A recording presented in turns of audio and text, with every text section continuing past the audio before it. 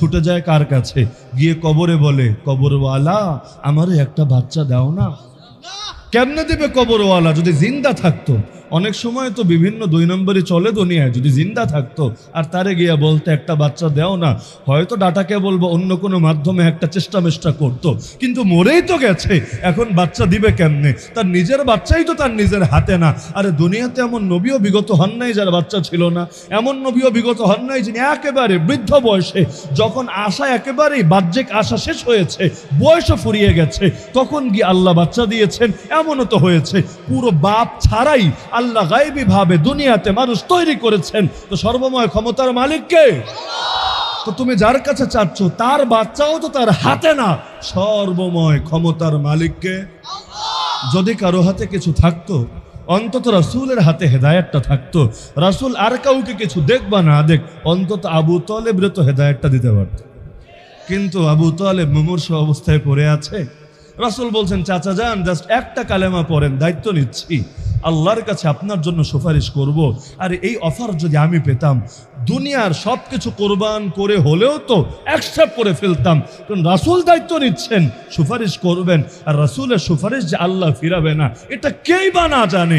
এমন সুযোগ কি আর জীবনে একাধিকবার আসে? রাসূল বললেন, কিন্তু বেচারা মুখ দিয়ে পড়তে পারল না। কেন? কারণ জানিয়ে দিলেন আল্লাহ, ইন্নাকা লা তাহদি মান আহবাবতা ওয়ালাকিন্নাল্লাহ ইয়াহদি মান ইয়াশা। নবী যাকে চান হেদায়েত দিতে পারবেন না, হেদায়েত তো আল্লাহ দেন, তিনি যাকে চান একমাত্র তাকেই দেন। এই কারণে দাতা একজনকেই বলা হয়, কে তিনি? ওই যে দোয়া পড়েন আপনারা, রব্বানা লা তুজিগ কুলুবানা বাদা ইয হাদাইতানা ওয়া হাব লানা মিন লাদুনকা রাহমা ইন্নাকা আনতাল, কি জানেন না সবাই? ইন্নাকা আনতাল ওয়াহ্হাব। আয় আল্লাহ একমাত্র ওয়াহ্হাব আপনি। ওয়াহ্হাব বলে কাকে? আল্লাহর নামসমূহের মধ্যে হতে একটা নাম হলো ওয়াহ্হাব। ওয়াহ্হাব আরবি শব্দ, বাংলা অনুবাদ হলো দাতা, মহাদাতা যিনি, তাকে বলা হয় ওয়াহ্হাব। তো ওয়াহ্হাব কার নাম? ওয়াহ্হাব কার নাম? এজন্যই ভণ্ডরা আপনাদেরকে বলে ওয়াহাবি। ওয়াহাবি শোনেন নাই গালি? কিসের জন্য বলে জানেন? কারণ ওরাও জানে আপনারাই হলেন বাস্তবে আল্লাহওয়ালা। ওয়াহাব যখন আল্লাহর নাম, ওয়াহাব হলেন আল্লাহ, আর এর সঙ্গে ইয়া শব্দ যোগ করে যদি বলা হয় ওয়াহাবি, মূল শব্দ হলো ওয়াহাবি। বাংলায় হা একটা কমায়া বলে ওয়াহাবি, কিন্তু মূল শব্দটাই হলো ওয়াহাবি। তো ওয়াহাব মানে আল্লাহ, ওয়াহাবি মানে আল্লাহওয়ালা। কেউ যদি আপনাকে বলে আল্লাহওয়ালা, এখান থেকেই তো বুঝে আসে সে একটা শয়তানওয়ালা। এক আল্লাহওয়ালা তো আর এক আল্লাহওয়ালা আল্লাহওয়ালা বলে গালি দিবে না, নাকি দিবে? কেউ যদি আপনারে বলে তুই একটা কাইল্লা, তার মানে সে একটা ধলা। কেউ যদি আপনারে বলে তুই একটা ভটকু আর মোটকু, তার মানে সে একটা চিকনু। কেউ যদি আপনারে বলে তুই একটা লম্বু, তার মানে সে একটা খাটো আর বাটো। তো এখন দুনিয়ার মধ্যে গালি যদি আরেকজনকে দেয়, বিপরীতটা কিন্তু নিজের দিকেই ফিরে আসে। এক আঙ্গুল তুলবেন আরেকজনের দিকে, তিনটাই তো অটোমেটিক ফিরে আসবে নিজের দিকে। তো এখন আপনাকে গালি দিব ওয়াহাবি আল্লাহওয়ালা, গালি হিসাবে যখন বলছে, বলি হিসাবে তো আর বলে না, তখন তো আপনি বলতে পারেন না সেও আল্লাহওয়ালা, কারণ সে তো গালি দিচ্ছে আপনাকে আল্লাহওয়ালা বলে। তার মানে তার চোখে আল্লাহওয়ালা হওয়া পাপ, আল্লাহ হওয়া অপরাধ। তাহলে সে যখন বলছেই আপনাকে আল্লাহওয়ালা, আপনার তো আর বলতে কোনো বাধা থাকে না, তুই একটা ইবলিসওয়ালা, তুই একটা শয়তানওয়ালা, তুই একটা বাতিলওয়ালা, তুই একটা তাগুতওয়ালা। ওই যে বৃক্ষ তোমার নামকে কামে পরিচয়, কামেও পরিচয় পাওয়া যায়, ফলেও পরিচয় পাওয়া যায়। এই কারণে বিপদে পড়লেও আল্লাহর কাছে বলা দরকার, আল্লাহরে না বলে বাবার কাছে ছুটে যায়।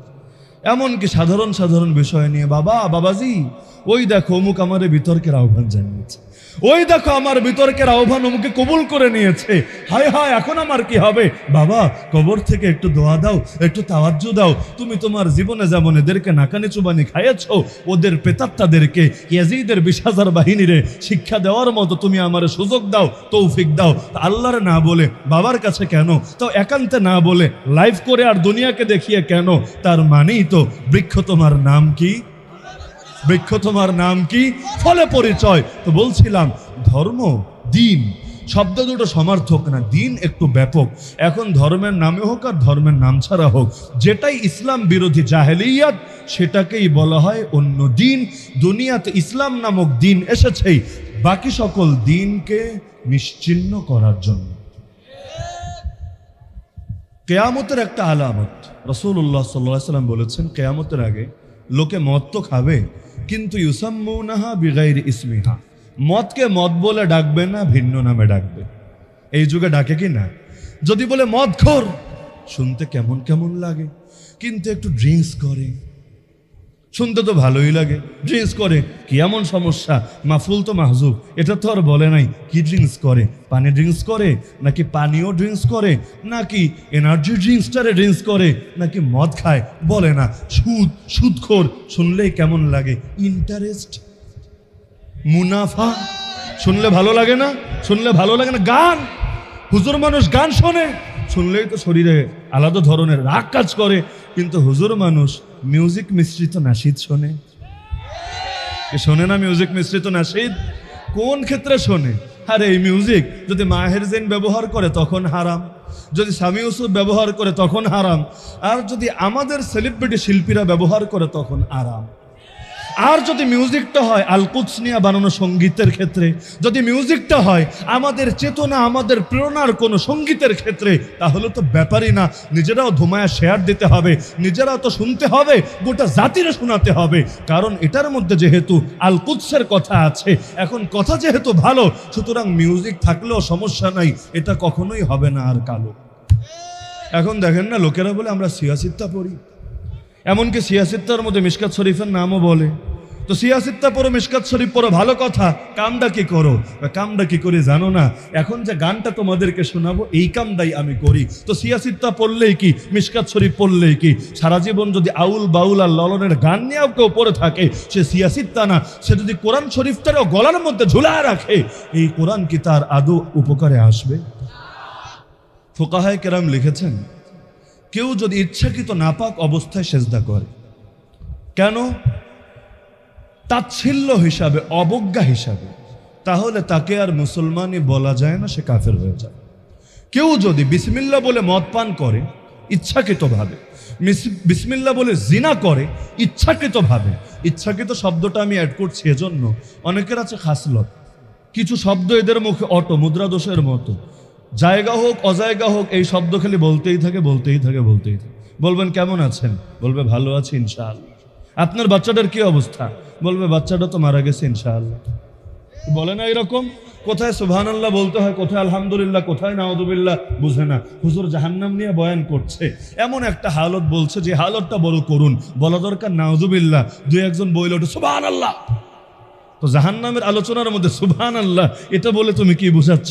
আবার কিছু লোক হল আলহামদুলিল্লাহ, সব জায়গায় আলহামদুলিল্লাহ, অর্থ বুঝুক বা না বুঝুক গণহারে বলতে থাকে আলহামদুলিল্লাহ। তো এখন কিছু লোকের আছে মুদ্রা দোষ, তো মুদ্রা দোষে জিনা করতে গিয়েও বিসমিল্লাহ বলে ফেলেছে। কি যে বলেছে খবরই নাই, মাথার মধ্যে কোনো অনুভূতি নাই আর সেন্সই নাই। এই ক্ষেত্রে তারে ডাইরেক্ট কাফের বলা যায় না, কিন্তু জেনে বুঝে ইচ্ছাকৃতভাবে বিসমিল্লাহ বলে জিনা শুরু করলো, বিসমিল্লাহ বলে মদ খেলো, তাকে আর মুসলমানই বলা যায় না। তো এখন শেষ জামানের ফিতনার এইরকম অন্যতম ফিতনাই হলো, এখানে কাম সবই চলবে, নামগুলো জাস্ট চেঞ্জ হয়ে যাবে। দেখেন না, এখন দুই একজনের লোকে সুদখোর বলে, অমুক সুদখোর, তমুক সুদখোর, তো বাকিরা কি? কিছু কিছু শব্দ আমি যদি আপনাকে বলি আপনি দালাল, শুনলে আপনারও মেজাজ গরম হয়ে যাবে। দালাল, এটা আবার কেমন শব্দ? দালালকে দলাল থেকে এসেছে কিনা তাও আল্লাহ ভালো জানে। কিন্তু যদি বলে ব্রোকার, যদি বলে লবিস্ট, আমেরিকায় লবিস্ট নিয়োগ করেছে, এই লবিস্ট আবার কোন হালুয়া? লবিস্ট মানেই তো দালাল। কিন্তু এখন আমেরিকা দালাল নিয়োগ করেছে, সে দালালের বিনিময়ে মাসে 1 কোটি টাকা কামাই করে, শুনলেই তো মান ইজ্জত আর থাকে না। দালালের বাচ্চা দালাল, এ কথা যদি কেউ তারে বলে পুরো ইজ্জতটাই তার পাংচার হয়ে যাবে। এখন দালাল না বলে যদি ব্রোকার বলে, যদি লবিস্ট বলে, শুনলে সেই ফিল আসে। হালতটা আমাদের এমন কিনা? শব্দ নিয়ে যত অ্যালার্জি, কাম যা করে সমস্যা নাই, শব্দ এটা বলা যাবে না, এই শব্দটা যদি বলে তাহলেই বড় ইগোতে লাগে, তাহলেই বড় সম্মানে লাগে। অন্য শব্দ দিয়ে বললে সবকিছুই ঠিকঠাকভাবে চলে। দেখেন না, আগেও ইসলামের বিরুদ্ধে যুদ্ধ ঘোষণা করে রেখেছিল কারা? আবু জাহাল, আবু লাহাব, বনু নজির, বনু কুরাইজা, বনু কাইনুকা, রোম, পারস্য এই যুগেও ঘোষণা করে রেখেছে, কিন্তু নাম সেগুলো দেয় নাই। নাম দিয়েছে কোথাও গণতন্ত্র, নাম দিয়েছে কোথাও জাতীয়তাবাদ, নাম দিয়েছে কোথাও ধর্মনিরপেক্ষতাবাদ। নামগুলো তো বড় সুন্দর, কিন্তু সাইনবোর্ড ব্যবহার করে কাজ করছে একটাই, সেটা হলো ইসলামের গোড়ায় কুঠারাঘাত। আমেরিকা মিশন নিয়ে নামলো ওয়ার ওয়ান টেরর, কত সুন্দর একটা শিরোনাম। সন্ত্রাসের বিরুদ্ধে অনন্তকালীন যুদ্ধ, কার ভালো না লাগে? সন্ত্রাসের বিরুদ্ধে যুদ্ধ হবে না তো যুদ্ধ হবেটা কিসের বিরুদ্ধে? নাম শুনে সবাই সেই রকম কাজ খেয়ে গেল, বড় প্রভাবিত হলো, কিন্তু 20 বছর ফলাফল দেখার পরে বুঝলো এই ওয়ার ওয়ান টেরর আসলে তো ওয়ার ওয়ান টেরর না, এই ওয়ার ওয়ান টেরর তো পুরোই ওয়ার ওয়ান ইসলাম। যে ওয়ার ওয়ান টেররের কারণে কোরবানি হতে হলো ইরাকের মজলুমদেরকে, কোরবানি হতে হলো আফগানের মজলুমদেরকে, এমনকি যারা শান্তির সবক সারা দুনিয়াকে শিখিয়ে বেড়ায়, আরে ওদের ছোট একটা বাচ্চার গায়ে টোকা লাগলে গোটা দুনিয়া গরম হয়ে যায়, কিন্তু ইরাকে হাজার হাজার না লক্ষ লক্ষ শিশুকে মারলো। এটা নিয়ে কারো কিছু বলার নাই। এখনো যখন যুদ্ধ চলছে, মাজলুম প্যালেস্টাইনের পক্ষে না দাঁড়িয়ে এখনো এসে তাকে জালেম ইসরায়েলের পক্ষে দাঁড়াতে হলো। রণতরীটা গাজায় না পাঠিয়ে, রণতরীটা আল কাসাম ব্রিগেডের মুজাহিদিনের জন্য না পাঠিয়ে রণতরীটা নেতানিয়াহুর বাহিনীর জন্যই পাঠানো হলো। কেন? এখানে এসে মানবাধিকার কেন অচল হয়ে গেল? এখানে এসে শান্তির সব সবক কেন ভুলে গেল? আরে বাংলাদেশে গণতন্ত্র আছে কি নাই এটা নিয়ে তার যেমন পেরেশানি, দরকার তো ছিল পেরেশানিটা সব জায়গা নিয়েই কাজ করবে। গণতন্ত্রের যদি এত খাঁটি প্রেমিকই হয়, মোহাম্মদ মুরসির পতন কারা ঘটালো? হাফেজ মুরসিকে কারা শহীদ করলো? আমি কারো পক্ষে বিপক্ষে বলা উদ্দেশ্য না, শুধু ডাবল স্ট্যান্ডার্ডটা দেখাচ্ছি। যদি গণতন্ত্রের প্রতি এত প্রেম থাকতো, গণতান্ত্রিক সরকারকে উৎখাত করে আজও পর্যন্ত সামরিক শাসনকে কেন অ্যালাউ করলো? গণতন্ত্রকে এত পছন্দ করে, সৌদির সঙ্গে এত ভাব তাহলে কেমনে চলে? সৌদিতে আবার গণতন্ত্র ছিল কবে? রাজতন্ত্র, রাজতান্ত্রিক দেশ, তারা তোমার দোস্ত হয় কিভাবে? তার মানে সবকিছুর মূলে হলো ধান্ধা, তন্ত্র মন্ত্র, এটা অধিকার সেটা অধিকার, এগুলো আসলে কিছুই না। তো এখন কখনো শয়তানে চলে নামে, কখনো চলে কামে, কখনো নামটাই খারাপ, কখনো নামটা বড় ভালো, কামটা খারাপ। আর মানুষ সাধারণত বাহ্যিক জিনিস দেখে বেশি প্রভাবিত হয়। ছোট বাচ্চাদের ক্ষেত্রে অনেক সময় দেখবেন আপনি কপালটারে ভ্রুকুঞ্চিত করে, কপালটারে গুছিয়ে তার দিকে খালি এভাবে ইশারা করছেন, মারছেন টারছেন না, খালি ইশারা করছেন, দেখবেন ভ্যা করে কেঁদে দিয়েছে। কিন্তু তারে একটা মায়েরই দিয়ে দিয়েছেন পিঠের মধ্যে ঠাস করে, কিন্তু মুখে একটা হাসি, কিরে আব্বা কেমন আছো, কি অবস্থা তোমার, খেলাধুলা ঠিকঠাক ভাবে চলছে? যদি ব্যথাও পায় প্রথমে একটু কনফিউজড হবে, একটু চোখগুলো বড় বড় করে তাকাবে, বোঝার চেষ্টা করবে আসলে কি মারলো না দুষ্টমি করলো, আদর দিল না আমার শায়েস্তা করলো। যদি মুখে হাসি দেখে বুঝবো আচ্ছা আচ্ছা মজা করেছে, হয়তো একটু বেশি লেগে গেছে, বলবে না না আলহামদুলিল্লাহ আঙ্কেল আমি বড় ভালো আছি। বাচ্চারা আসার খেয়ে পড়ে গেল, দরকার ছিল আগে কাঁদা, আগে না কেঁদে আগে ডাইনে বামে দেখে, একবার সামনে তাকায় একবার পেছনে তাকায়, কেউ দেখে ফেলেছে কিনা। যদি দেখে না কেউ দেখে নাই, সুন্দর মতো ঝাড়াটা দিয়া হাঁটতে শুরু করে। যদি দেখে আপনি তাকিয়ে আছেন, আর যদি ভুলেও কিছু বলে ফেলেন, আল্লাহ আল্লাহ আল্লাহ কি হইলো, তুমি এমনি আসার খাইলা, আরে ব্যথা তো পাও নাই, এখন দেখবেন ভ্যা ভ্যা করে কেঁদে আসমান জমিন একাকার করে ফেলেছে। মহিলাদের কখনো দেখবেন এমন হয়েছে, বাসায় বড় একটা তেলাপোকা এসেছে, কিন্তু ঝাড়ু একটা নিয়ে বাইরে মাইরা ফেলছে, কিন্তু এমন টাইমে তেলাপোকা এসেছে, আপনি পাশে আছেন, দেখবেন এক তেলাপোকা দেখেই তার সকল ক্ষমতা, সকল কর্তৃত্ব, সকল গরম, সকল শরম এক বাক্যে উড়ে গেছে। এমন জোরে একটা চিল্লান মারছে যেন ছাদটা ভেঙে এখন মাথার উপর পড়ে যায়। তো দুনিয়ার মধ্যে কিছু জিনিস চলে নামে, কিছু জিনিস চলে কামে। এখন দুনিয়ার জালেমরা এই পলিসিটাই বেছে নিয়েছে। আগে ডাইরেক্ট ইসলামের উপর অ্যাটাক করতো, যেভাবে চেঙ্গিস খান করেছিল, হালাকু খান করেছিল, মুসলিম বিশ্বকে মাটির সঙ্গে মিশিয়ে একাকার করে দিয়েছিল। কিন্তু ওদের অতীত অভিজ্ঞতা বলে এভাবে বেশি দিন শয়তানি করা যায় না। এই যে হিন্দুস্তানেও তো এসেছিল, বেশি না 190 বছর পর্যন্ত আমাদের পূর্বপুরুষের গলায় গোলামের জিঞ্জির পরিয়ে রেখেছিল, কিন্তু শেষমেশ পারল না থাকতে, লক্ষ লক্ষ আলেমকে শহীদ করে দিল, হাজার হাজার মাদ্রাসা বন্ধ করে দিল। তবুও তো একদিন না একদিন তাদেরকে নিজেদের এই অঞ্চল ছেড়ে তারপর নিজের দেশে ভাগতে হলো। ব্রিটেন এত বড় এক কলোনি বানিয়েছিল সারা দুনিয়া জুড়ে, যেখানে সূর্য কখনো ডুবতো না, এত বিশাল এক রাজত্ব, কোথাও না কোথাও আসমানে সূর্য থাকতো। সেই ব্রিটেন ছোট হতে হতে আমার জানা মতে এই 2023-এর কথা যদি আমরা বলি, একটা কলোনিও নাই ব্রিটেনের অধীনে। তো এক সময় এত বড়, এখন এত ছোট, এগুলো থেকে ওরা বুঝেছে কারো স্বাধীনতা কেড়ে নিয়ে, কারো গলায় গোলামের জিঞ্জির পরিয়ে, কাউকে খেপিয়ে দিয়ে বেশি দিন রাজত্ব করা যায় না। এক সময় মজলুম জাগেই জাগে, অধিকার ভালোয় ভালোয় না দিলে অধিকার ফিরিয়ে নেওয়ার জন্য প্রয়োজনে যুদ্ধে নামে। 70 বছর পর্যন্ত ফিলিস্তিনের মুসলমানদেরকে তো কম মারে নাই, কম রক্ত ঝরায় নাই, কম শহীদ করে নাই। কয়জন পাশে দাঁড়িয়েছে? আর অন্য জিনিস বাদ দেন, কয়জন ফতোয়া দিয়ে সারা দুনিয়ার মুসলমানদেরকে এই মজলুমদের পক্ষে এক প্ল্যাটফর্মে আনার জন্য চেষ্টা করেছে। পৃথিবীর 180 কোটি মুসলমান যদি একসঙ্গে গর্জে উঠত, আমাদের প্রথম কেবলা, আমাদের চাই চাই, আমাদের আল আকসা, আমাদের চাই চাই, যেভাবে আয়া সোফিয়া ফিরে এসেছে এভাবে বাবরি মসজিদকেও ফিরিয়ে আনতে হবে, এভাবে আল আকসাকেও মুক্ত আর স্বাধীন করতে হবে। আল আকসায় যাব, সকলে মিলে আমরা নামাজ আদায় করব সেখানে প্রাণ খুলে। এই দাবি যদি সকলে মিলে করত, মোটেও জটিল ছিল না, নিজেদের অধিকার কেড়ে নিতে পারত। কিন্তু মাজলুমের পক্ষে কথা বলার লোক বড়ই কম ছিল। 73 বছর পরে যখন ঘুরে দাঁড়ালো, যখন জালেমের কলিজার মধ্যে বড় শক্ত এক আঘাত হানলো, এখন অনেকের পেছনে আগুন লেগে গেছে। এখন তারা ফতোয়া দিতে শুরু করেছে, কামটা করলো কি? এটা তো আত্মহত্যা, এটা তো আত্মঘাতী। আরে ওরা মেরেছে, বিপরীতে যদি ওদেরকে মারে ওরা কি বাঁচবে? ওদের বাদ দিলাম, সিভিলিয়ানরা যে হতাহত হবে, বাড়ি গাড়ি যে ধ্বংস হবে, এটার দায় কে নেবে?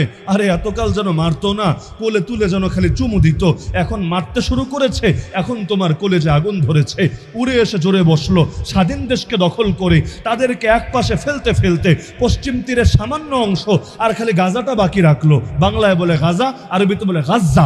এই গাজাটা বাকি রাখলো, বাকি সব তো খেয়ে ফেললো। মুসলমানদের থেকে তাদের কেবলা, প্রথম কেবলা পর্যন্ত ছিনিয়ে নিল।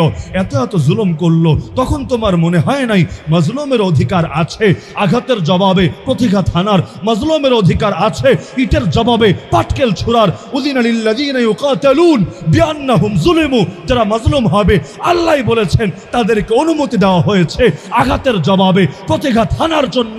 আখরিজুহুম মিন হাইতু আখরাজুকুম। তারা যেভাবে বের করে দিয়েছে তোমাদেরকে তোমাদের এলাকা থেকে, রব্বুল আলামিন বলছে এবার তোমরা ওদেরকে উচ্ছেদ করবে ওদের জমিন থেকে।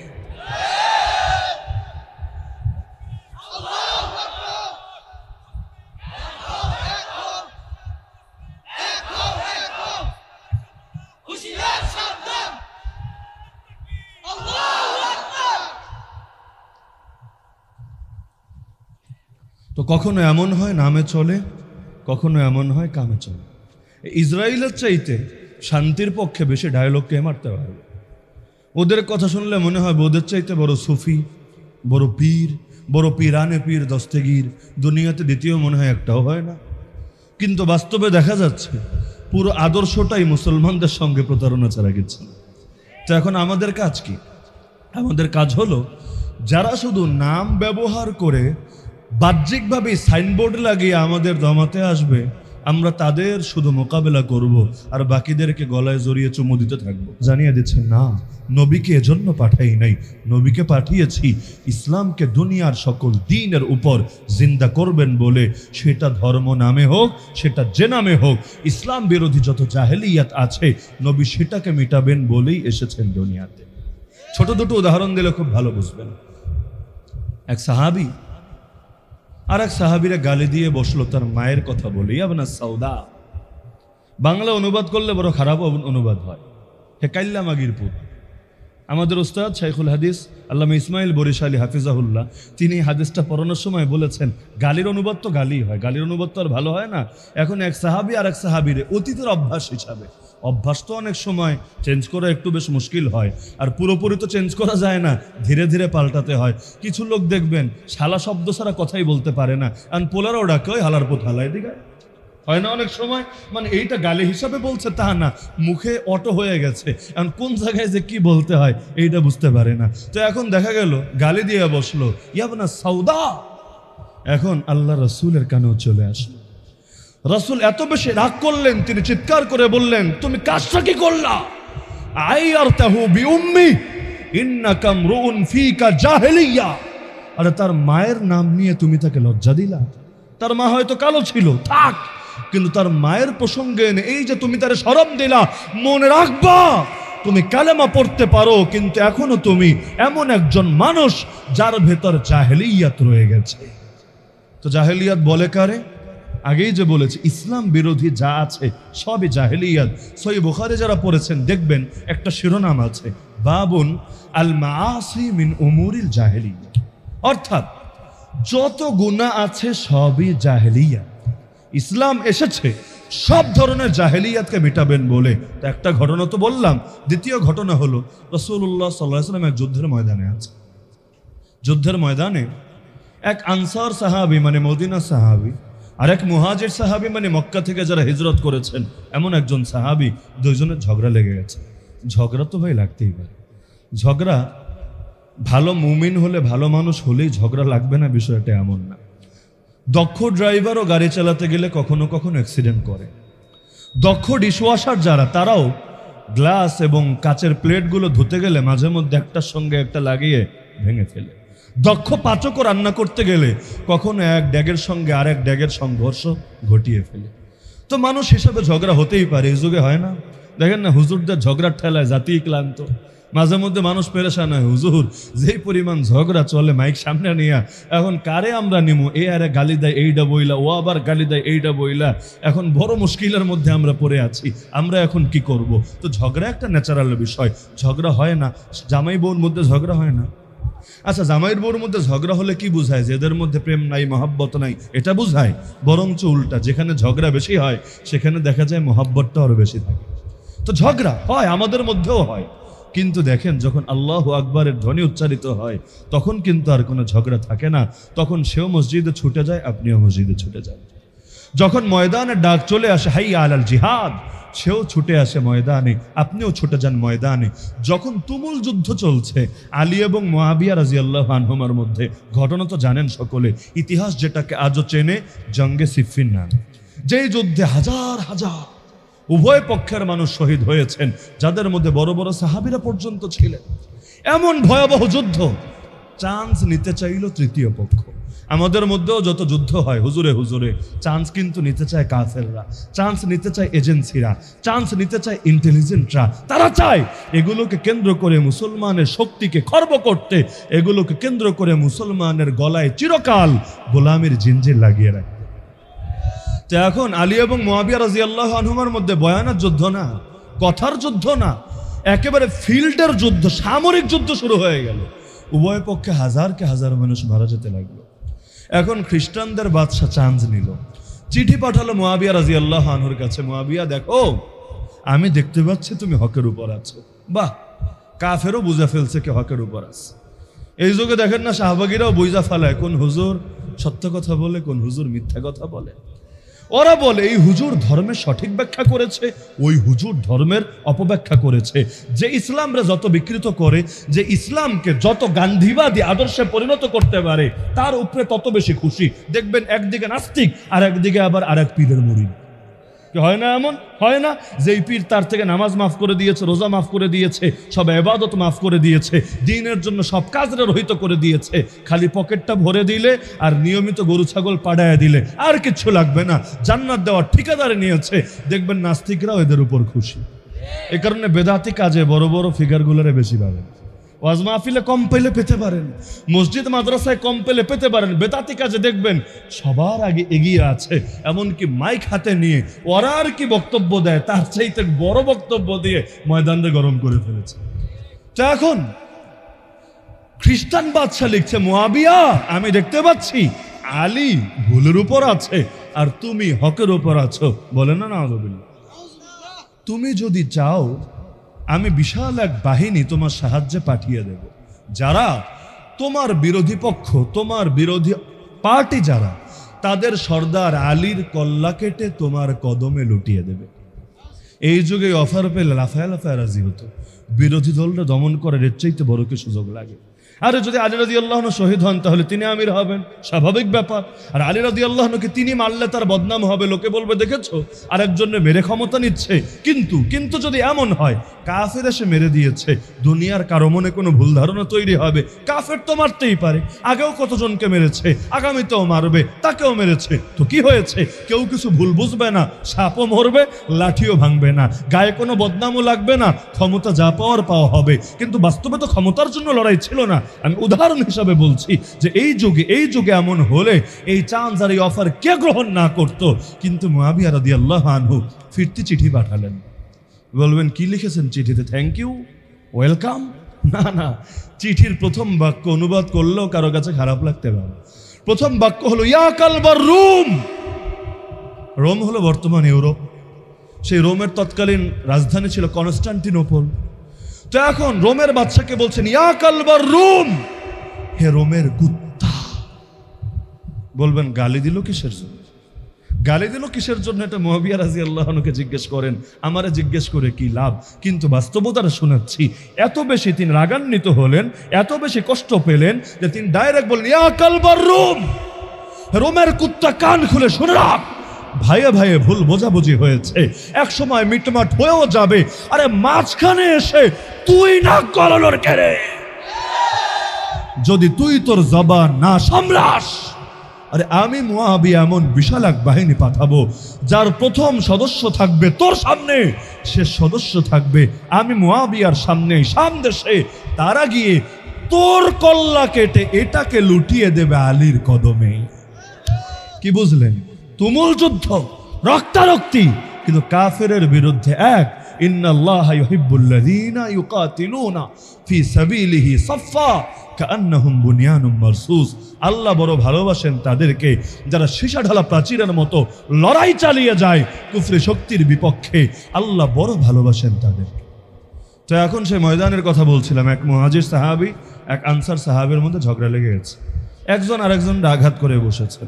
এবার আনসার সাহাবীর একটু ইগোতে লেগেছে, আরে বেটা তুই আর এক দেশ থেকে উইরা এসে জুইরে বইস না, আমারে পিডাস, মেজাজ কার গরম না হবে? আপনার এলাকার লোক আপনারে পিডাইলে বুঝবেন না, এলাকার পোলাপান, বেশি কিছু বলা যাবে না, চুপ থাকে। আর এক এলাকার কেউ আইসা যদি রিক্সাওয়ালারাও কিছু কয়, রিক্সাওয়ালা কয় তোরেও দেখা দেবো, খালি যা ওই গলিতে যা, বাকিটা আমি বুঝালো। তো অন্য এলাকার লোকে মারলে একটু মেনে নেওয়াটা কঠিন হয় না? তা আনসারি সাহাবীরও কষ্ট লাগলো, তুই বেটা মক্কা থেকে আইসা আমারে মারলি, এত বড় সাহস! চিৎকার করে বলে উঠলি আলাল আনসার, আনসারি সাহাবীরা তোমরা কি কোথায় আছো, জলদি ছুটে আসো। এবার মুহাজির সাহাবীকে বসে থাকবে, সবাই আসলে তারে ধরে একারে পিটাবে না। তিনি বললেন ইয়া আলাল মুহাজিরিন, হে মুহাজিরিন তোমরা কোথায় আছো, তোমরা জলদি আমার সাহায্যে ছুটে আসো। এবার দুই দল হয়ে গেল, এপাশে আনসারি সাহাবী, এপাশে মুহাজির সাহাবী। এখন হালতটা বড় সঙ্গীন, যুদ্ধ লেগে যাবে, মারামারি লেগে যাবে, আর অস্ত্র তো সবার হাতে হাতে আছে, যুদ্ধের ময়দানেই তো তারা। এখন যদি নিজেদের মধ্যে রক্তক্ষয়ী সংঘর্ষ হয়, আর এই চান্সে যদি কাফেররা অ্যাটাক করে, মুহাজিরও মরবে, আনসারও মরবে। তা এখন আল্লাহর রাসূলের কানে যখন আওয়াজ গেল ইয়া রাসূলুল্লাহ দেখেন আপনার সাহাবীদের মধ্যে এই বিষয় নিয়ে দ্বন্দ্ব লেগে গেছে, মায়ের লাগবে অবস্থা, এখন কি করণীয়? রাসূলুল্লাহ সাল্লাল্লাহু আলাইহি সাল্লাম তখন বললেন, তাদেরকে একত্রিত করে ডাকিয়ে তাদেরকে বললেন, আরে কি করলা তোমরা? মা বালু দাওয়াল জাহিলিয়া দাউহা ফাইন্নাহা মুনতিনা। তোমাদের মুখে জাহিলি যুগের মতো কথাবার্তা কেন শোনা যাচ্ছে? তোমরা এগুলো ছেড়ে দাও, এগুলো বড় নাপাকি, বড় গান্দেগি, পুঁতি গন্ধময় জিনিস। জিন্দেগিতে কখনো দলাদলি করবা না, কখনো এক দল আরেক দলের বিরুদ্ধে যুদ্ধ করার জন্য, ঝগড়া করার জন্য রেডি হয়ে যাবা না। তো এই যে আজকের দুনিয়ার পরিচয় কি? মুসলিম পরিচয় তো এই যুগে কোনো পরিচয়ই না, এটা একটা সেকেন্ডারি অপশন হিসাবে থাকে। মূল পরিচয় কখনো হয় দেশীয় পরিচয়, দেশীয় পরিচয়টাই মুখ্য। যেমন ধরেন আমরা আমাদের বয়সে দেখেছি একাধিকবার শাইখুল ইসলাম আল্লামা তাকি উসমানী হাফিজাহুল্লাহকে বাংলাদেশে আসতে দেওয়া হয় নাই, ভিসা দেওয়া হয় নাই। কিসের জন্য? পাকিস্তানি মানুষ। যদিও পাকিস্তানি মানুষ এই দেশে নিয়মিত আসে, ওই যে তৈয়ব শাহ, তাহের শাহ, এসে চিটাগাংডারে গরম করে রাখে 12 রবিউল আউয়ালে। ওই দেশে তো ভাত পায় না, এ কারণে এই দেশে উড়ে এসে জুড়ে বসে। এখন তোমার যদি এতই প্রেম থাকতো, এতই ডিমান্ড থাকতো, তোমার দেশেই তো তুমি এই দিনটা দিতা, কারণ 12 রবিউল আউয়াল তো ওর দেশেও আসে, তো বাদ দিলাম। কিন্তু আমরা দেখেছি তাকে ওসমানী সাহেবকে আসতে দেওয়া হয় না, কিন্তু যখন নরেন্দ্র মোদীকে নিয়ে আন্দোলন হয়ে হয়ে দেশ গরম হয়ে যায়, তখনও কেউ তারে বাধা দেয় না। কেন? কারণ তুমি ভারতে জন্ম নিয়েছো, সুতরাং তুমি আমার বন্ধু। তুমি গুজরাটকে রক্তাক্ত করলে করো, তুমি কাশ্মীরে মুসলমান মারলে মারো, তুমি দারুল দেওবন্দের বিরুদ্ধে অবস্থান নিলে নাও, তুমি আসামের মুসলমানদের নাগরিকত্ব কেড়ে নিলে তাও নাও, যেহেতু তোমার জন্ম ভারতে, সুতরাং তুমি আমার বন্ধুই বন্ধু। আর আল্লামা তকি ওসমানী যত বড় আলেম হোক, তার চাইতে বড় আলেম এই পৃথিবীতে দ্বিতীয় কেউ যদি নাও থাকে, তারপরও যেহেতু তার জন্ম পাকিস্তানে, সুতরাং সে আমার শত্রুই শত্রু। যার জন্ম আমেরিকায়, সে আমার বন্ধুই বন্ধু। যার জন্ম আফগানে, সে আমার শত্রুই শত্রু। এটা হলো এই যুগের মানুষ। আবার এটা তো হলো দেশ হিসাবে, কখনো হয় দল হিসাবে। এ এক দল করে, আমি এক দল করি। এখন সে ভালো বললেও আমি বলবো খারাপ, আমি ভালো করলেও সে বলবে খারাপ। আমি মরলে সে খুশি হবে, সে বিপদে পড়লে আমি আনন্দিত হব, মিষ্টি বিতরণ করব। এটাই এই যুগের মানুষের খাসা। শক্তি আছে, শক্তি কাফেরের বিরুদ্ধে ইসলামের পক্ষে ব্যয় না করে শক্তি ব্যয় করবে নিজের দলকে এগিয়ে নেওয়ার জন্য, শক্তি ব্যয় করবে অন্য দলের মুসলমান মুমিন একই আল্লাহর বান্দা, একই নবীর উম্মতকে দুনিয়া থেকে মিটিয়ে দেওয়ার জন্য। ভাগ হতে হতে এই পৃথিবীতে মুসলমান যত বেশি ভাগ হয়েছে, ব্যক্তিগতভাবে আমার ধারণা এত বেশি ভাগ এই আসমান, এই জমিন কোনোদিন দেখেনি। মুসলমান নিজেদের এত বেশি শত্রুতে পরিণত হয়েছে, যত বড় শত্রু হয়তো এই পৃথিবীতে মুসলমান কখনোই আরেক মুসলমানের ছিল না। এখন আমাদের দমনের জন্য আমরাই যথেষ্ট হয়ে গিয়েছি। তো এখন জাহেলিয়তের বিরুদ্ধে মোকাবেলা করবেন কেমনে? আর এক দলের বিরুদ্ধে মোকাবেলা করেই তো শেষ করতে পারি না। সিনেমা হল চালু থাকলে থাক, পারলে মিলাদ শরীফ পরে উদ্বোধন করে দিয়ে আসবো। এই দেশের বেশিরভাগ সিনেমা হল মিলাদ দিয়ে উদ্বোধন হয় না, দোয়া দুরুদ হয় না। অনেক সময় তো সিনেমার আগেও বিসমিল্লাহ আলহামদুলিল্লাহ ইত্যাদি বইলা নাই। হালতটা এমন। আর আরেক দিকে আরেক দলের মুসলমানের মাহফিল বন্ধ করতে পারলো, বলবো আলহামদুলিল্লাহ মাশাআল্লাহ, একটা কামের মতো কাম হয়েছে, একটা হুজুরের আলোচনাকে আমি বন্ধ করতে পেরেছি। নাউযুবিল্লাহ। শাহবাগের রাসূলকে গালি দিলে দেখ, আসাদুন্নুররা নবীর সঙ্গে বেয়াদবি করলে করুক, এই কাদিয়ানির বাচ্চারা আল্লাহর নবীর খতমে নবুয়তের চাদর নিয়ে টানা হাচড়া করলে করুক, এই হিজবুত তাওহীদ ইসলামের গোড়ায় কুঠারাঘাত করলে করুক, কিন্তু এগুলো নিয়ে ভাবার সময় কোথায়? আমি তো ভিন্ন মতের মুসলমানদের দমই এখনো শেষ করতে পারছি। বাস্তব না অবাস্তব? বাস্তব না অবাস্তব? যদি এটা মানেন নবীর পথে আমাদের পথ, নবীর মিশনে আমাদের মিশন, নবীর ভিশনে আমাদের ভিশন, নবীর লক্ষ্যই আমাদের লক্ষ্য, তাহলে এটাও আপনাকে মানতে হবে জাহেলিয়াতকে মিটানোর জন্য যেহেতু নবী দুনিয়াতে এসেছেন, আল্লাহ কোরআনের একাধিক আয়াতে জানিয়েছেন, সুতরাং তার উম্মত হিসাবে আমাদেরকেও জাহেলিয়াতের বিরুদ্ধে লড়াই চালিয়ে যেতে হবেই হবে। এখন সেই জাহেলিয়াতের নাম যাই হোক, বাংলাদেশের জন্য সবচাইতে বড় জাহেলিয়াতের নাম সেকুলারিজম। বিশ্বাস হয় না? বলবেন হুজুর ধর্ম নিরপেক্ষতা তো ধর্মহীনতা না। আমি বলবো ভাইরে ভাই, ইসলামের ব্যাপারে নিরপেক্ষ হওয়ার সুযোগ কোথায়? নিরপেক্ষ মানে তো তুমি আল্লাহর পক্ষেও না, তুমি ইবলিসের পক্ষেও না। নিরপেক্ষ মানে তুমি আখিরাতের পক্ষেও না, দুনিয়ার পক্ষেও না। নিরপেক্ষ মানে তুমি হকের পক্ষেও না, বাতিলের পক্ষেও না। একজন নিজেকে মুসলমান বলে তার নিরপেক্ষ হওয়ার সুযোগ কোথায়? ইসলাম তো পূর্ণাঙ্গ দিন। ইসলাম তো হিন্দু ধর্ম, খ্রিস্ট ধর্ম, বৌদ্ধ ধর্মের মতো না, যেখানে এক বিষয়ে শিক্ষা থাকলেও আর এক বিষয়ে শিক্ষা নাই। এই হিন্দুরা যে দাবি করে ওরা হিন্দু রাষ্ট্র বানাবে, ভালো কথা, যদি বানায়ও শুধু ভারত না, 8টা দেশ মিলিয়ে যেই অখণ্ড হিন্দু মহারাষ্ট্র বানানোর চেষ্টা ওরা করছে, যদি ওরা সফল হয়ও, তর্কের খাতিরে যদি মানেও, দেশ চালাবে কি দিয়ে? ওদের ধর্মগ্রন্থগুলো দেখেন, একটা দেশ কিভাবে চালাতে হয়, রাজনীতি কিভাবে করতে হয়, অর্থনীতি কিভাবে চালাতে হয়, বিচার ব্যবস্থা কেমনে প্রণয়ন করতে হয়, আইন কানুন বিধান সংবিধান কিভাবে প্রয়োগ করতে হয়, সভ্যতা সংস্কৃতি শিক্ষা ব্যবস্থা প্রতিটা ক্ষেত্রে কোন কোন শিক্ষা গ্রহণ করতে হয়, পারলে ওরা প্রমাণ দেখাক ধর্মগ্রন্থ থেকে। কিন্তু আমাদেরকে চ্যালেঞ্জ করুক, আমরা কোরআন এবং সুন্নাহ থেকেই প্রতিটা বিষয়ের অকাট্য প্রমাণ দিতে পারবো তুলে। আমাদের নিরপেক্ষ হওয়ার সুযোগ কোথায়? নিরপেক্ষ হবে সে যারটা বেশি ভালো না, যারটা কম উত্তম, সে মাঝামাঝি অবস্থানে থাকতে পারে, একুলেও নাই ওকুলেও নাই, দুইটাই ভেজাল, মাঝামাঝি থাকি, কোনো ভেজালে জড়ানোর দরকার নেই।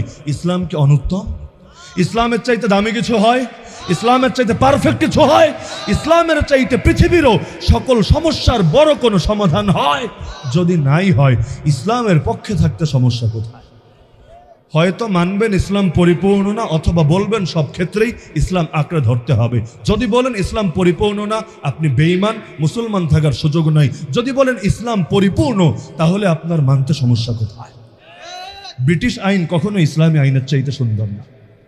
মানব রচিত বিধান কখনো আল্লাহ রাব্বুল আলামিনের ডাইরেক্ট বলা বিধানের চাইতে বেশি সুন্দর হতে পারে না। আল্লাহ এবং মানুষের মধ্যে যেমন তুলনা চলে না, আল্লাহর বিধান এবং মানুষের বিধানের মধ্যেও কোনো তুলনা চলতে পারে না। যদি জগতে ইসলাম না আসতো, আল্লাহ স্বাধীনভাবে ছেড়ে দিতেন আকলের উপর, যা মনে চায় তা করতাম। কিন্তু নবী বলেছেন, পথ যদি হারাতে না চাও, একই পথে যদি থাকতে চাও, দুটো জিনিস দিয়ে গেলাম, ধরে রাখতে হবে। যতদিন ধরে রাখবা, পথ হারাবা না। একটার নাম কিতাবুল্লাহ, আর একটার নাম সুন্নাতু রাসূলিল্লাহ সাল্লাল্লাহু আলাইহি ওয়াসাল্লাম। আল্লাহর কিতাব আর তার নবীর জীবন আদর্শ, এ দুটো যতদিন ধরে রাখবা, পথ হারা